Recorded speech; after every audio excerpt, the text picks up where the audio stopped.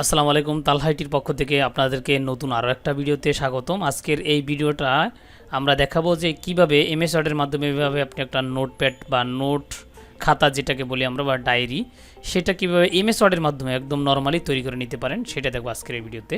আর সেজন্য অবশ্যই আপনার কম্পিউটার অথবা ল্যাপটপে ডেস্কটপে আপনার এমএস অফিস থাকতে হবে, যে কোনো একটা ভার্সনে থাকলেই হবে। আমি 2019 ব্যবহার করছি, আমি সেটা দিয়ে আপনাকে দেখাবো। আমি এটাকে ওপেন করলাম। ওপেন করার পরে আমরা যেহেতু নতুন পেজ তৈরি করব, সেজন্য আমরা এখান থেকে নিউ অথবা ব্ল্যাঙ্ক ডকুমেন্ট, মানে খালি যেটা নেই, আমরা ব্ল্যাঙ্ক বলতে খালি বা সাদা, সেটা আমরা এখান থেকে ডাবল ক্লিক করে ওপেন করে নিলাম, অথবা ক্লিক করলেও হয়ে যাবে। তারপর এখন আমাদের এই পেপারটা কিন্তু পুরোটা দেখা যাচ্ছে। এখন আমাদের যেহেতু কাজ করতে হবে, সেই জন্য প্রথম মুহূর্তে আমাদেরকে সাইজ করে নিতে হবে যে আমি কী ধরনের সাইজ এটা করব। এখন সাইজ করার জন্য আমরা প্রথমে লেআউট মেনুতে চলে যাব। এখান থেকে লেআউট মেনুতে গিয়ে আমরা প্রথমেই এই যে A4 রয়েছে, এখান থেকে A4টা দিয়ে দিব, যেহেতু আমরা A4 সাইজে এটাকে প্রিন্ট করব সেই জন্য।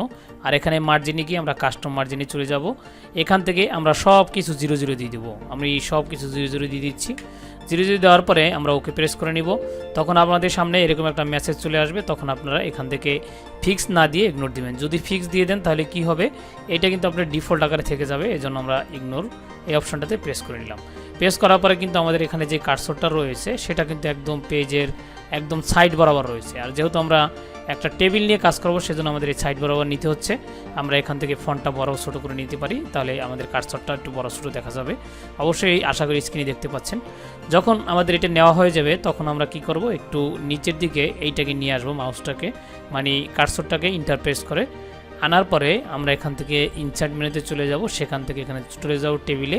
আর টেবিলে গিয়ে আমরা এখান থেকে ঠিক এইভাবে ড্র করে এই একটা লাইনে নিয়ে নিব। শুধু একটা লাইন নেওয়ার পরে কিন্তু আমাদের মোটামুটি এভাবে টেবিল হয়ে গেল। এখন আমাদের যেটা কাজ হবে, এইটাকে পুরো পেজ বরাবর নিয়ে নিতে হবে। আর এইটাকে আমরা একটু ধরে নিচের দিকে নিয়ে আসবো। যেহেতু আমাদের উপরের দিকে আরও কাজ আছে, সেজন্য আমরা এখান থেকে এটাকে নিচের দিকে প্রথমে এই যে এখানে ধরে আপনি একটু ড্রাগ করে নিচে আসলে নিয়ে আসতে পারবেন। এখানে উপর দিকে একটু খালি থাকবে। তারপর এখন আমরা এই লাস্ট যে টেবিলটা রয়েছে সেখানে এসে যখন আমরা ট্যাব বাটন প্রেস করবো, অটোমেটিকভাবে কিন্তু আমাদের এগুলো টেবিলগুলো হতে থাকবে। তার আগে বলে রাখি, যদি আপনার টেবিলগুলো ছোটো বড় হয়, তাহলে আপনি এখান থেকে টেবিল লেআউটে গিয়ে এখান থেকে সাইজ ছোটো বড় করে নিতে পারবেন। আপনি যদি যতটা ইচ্ছা মানে এখান থেকে সাইজটা করে নিতে পারবেন। আর এখান থেকে 0.37 দিলে হয়, অথবা আমি আমার মতো করে 0.3 আমি 37 না দিয়ে 42 দিয়ে দিয়েছি। এই যে আমাদের এখানে দিয়ে দিলাম। মানে এটা কিন্তু আপনার এটাকে পুরোটা সিলেক্ট করে নিতে হবে আগে। নেওয়ার পরে 0.37 এটাকে আপনি দিয়ে ইন্টারপ্রেস করে নেবেন। প্রেস করলে কি হবে, আপনার এই বরাবরটার কি আপনি লেখার সুযোগ পাবেন। দেখেন এখন হওয়ার পরে আমি আর একটা ট্যাব প্রেস করার পরে কিন্তু আমি আর সুযোগ নেই, যেহেতু এই পাশে আর জায়গা নেই। আর এখন উপরের দিকেও আমাদের এই মোটামুটি জায়গা হয়ে গেল। এখন আমাদের যেটা করতে হবে, আমরা যখন এখানে দেখি যদি একটু, এই যে আমাদের এখানে কিন্তু অনেকটা ফাঁকা জায়গা আছে, এখান থেকে একটা রেখা আছে। আমরা সেই রেখাটা কিভাবে দিব, সেটার জন্য কি করব, এখান থেকে আমরা ইনসার্ট মেনুতে চলে যাব। তারপরে এখান থেকে যে শেপটা রয়েছে সেটা আমরা চলে যাব। আর এটা যদি আপনার খুব দ্রুত ভিডিও মনে হয়, তাহলে অবশ্যই আমাকে বলবেন কমেন্টে। আমি আরও খুব সুস্থভাবে মানে ঠান্ডা মাথায় আস্তে আস্তে বলার চেষ্টা করব।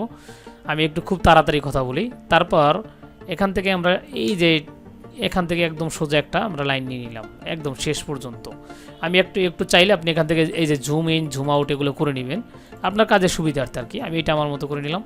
যখন আমার এটা রেখা দেওয়া হয়ে গেল, তখন আমি এখান থেকে শেপ আউটলাইনে চলে যাব এবং এখান থেকে আমি একটা কালার দিয়ে দেবো, যে কালারটা আমার পছন্দ হয়। আমি থেকে লাইট গ্রিন যেটা রয়েছে অথবা রেড যেটা রয়েছে সেটা দিলাম।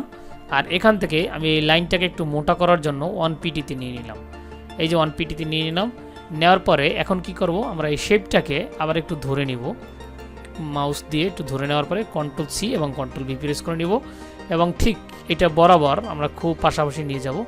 আমরা একটু যদি নিয়ে যাই, এই দেখেন আমি কিন্তু এটা খুব বরাবর নিয়ে গেলাম। এই যে এখন আমাদের এখানে দুইটা লাইন ড্র হয়ে গেল, একটু সুন্দর দেখাচ্ছে।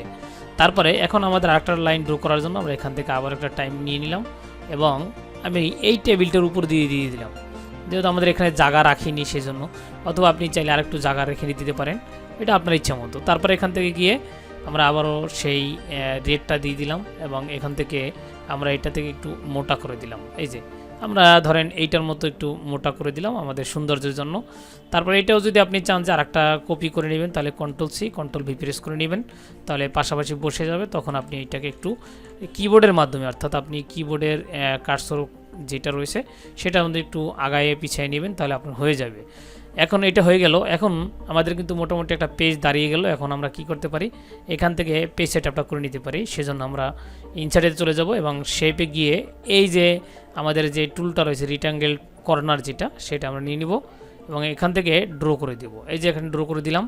ড্র করার পরে আমাদের কিন্তু এখানে একটা কালার চলে আসছে, সেটা অফ করার জন্য আমরা এখান থেকে ফিল কালার গিয়ে নো ফিল দিয়ে দিব। আর এইটাকে আমরা যদি অন্য কোনো কালার দিতে চাই, এখান থেকে কালার অনেক কালার আছে, আপনি যেটা ইচ্ছা মানে আপনার যেটা ভালো মনে হয় সেটা আপনি এখান থেকে দিয়ে দিবেন। তারপরে এখান থেকে এটাকে সিলেক্ট করে এইখান থেকে অ্যাড বাটন পাবেন আপনি, এই যে অ্যাড টেক্সট, এখান থেকে ক্লিক করে নেবেন এবং এখান থেকে আপনি লিখে দিবেন যে এটার মানে আপনি কি লিখতে চান এটার মধ্যে। অনেকে পেজ নাম্বার, ডেট বা বিভিন্ন কিছু আপনারা লিখে থাকেন, সেটা আমরা লিখে দিব। এখন আমি এটাকে লিখে দিলাম পেজ নম্বর। লেখার পরে আমি এখান থেকে এই যে ডট ডট চিহ্নটা আছে আমি পুরোটা ফিল আপ করে দিলাম।